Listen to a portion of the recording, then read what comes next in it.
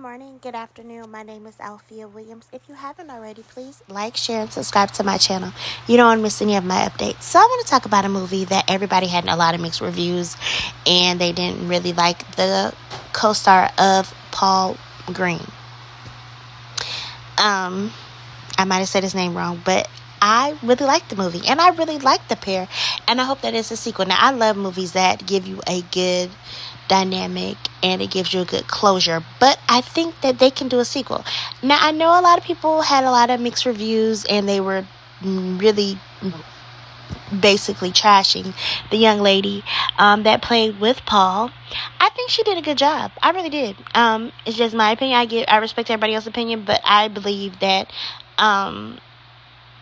if someone is going to judge a movie and you're going to go based off it, still watch the movie so you can get your own opinion.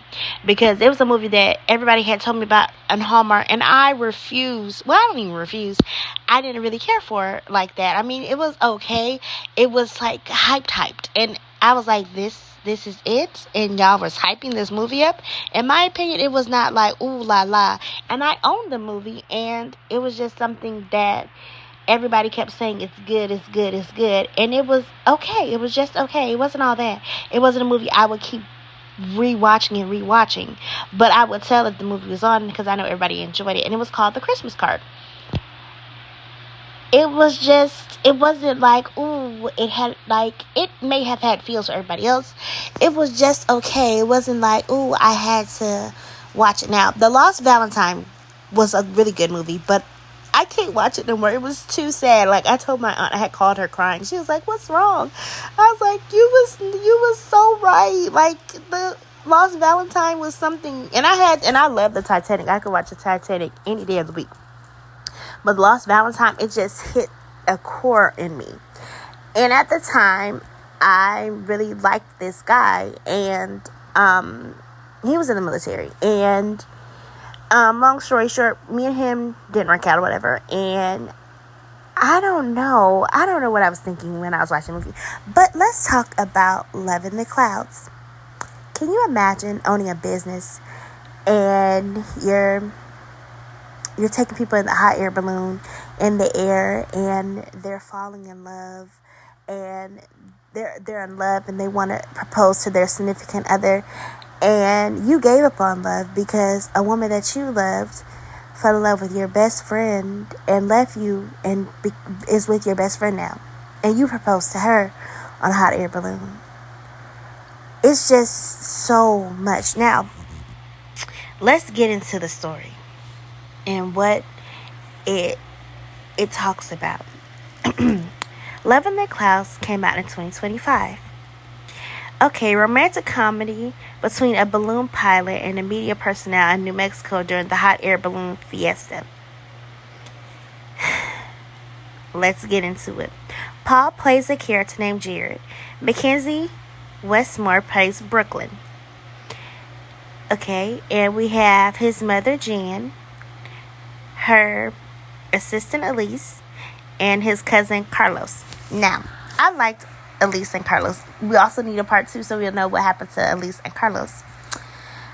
She comes from Seattle. She raised in Seattle, and she is a media coverage, and she covers a lot of stories, but she wants to focus on particular stories, but her boss is kind of like an a-hole, and she wants her to focus on like stories that are like, basically not like what Brooklyn wants to be focused on. So Elise, Brooklyn's assistant, co-partner, sidekick or whatever, tells her about a job in New Mexico, and she was like, no, whatever, and she's already on her second strike, and she's like, no, I'm just gonna do what my boss wants. So she heads to New Mexico for the balloon festivity or whatever, festival, whatever, and she falls really hard for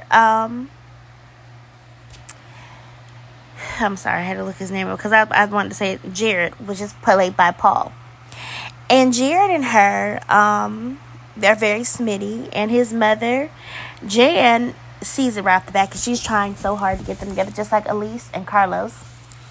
And Jared's father is just retired from his job, and it's a lot for him because he did balloons with Jared too, but then he was doing something else too. And Brooklyn's boss wants her to find a story that the pilot is hiding, because of well, not the pilot, the guy, well, he is a pilot basically for the hot air balloons. And she wants her to find a story. And she does find a story. And she won't give it to her boss. And I love the fact that Brooklyn stood on business. But Jared overhears her talking to her boss. And he thinks that she's trying to set him up. Because when he told her boss about letting them stay there. Because when Brooklyn first got offered to take the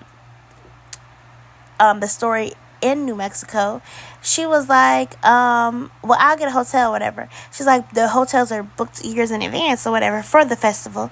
And she's like, well, where will we stay? And she's like, well, you can stay with him. So she asks Jared, her boss does, and he was like, yeah, but she could do like, the story on like the balloons and everything, but my life is private. And she's like, okay, fine.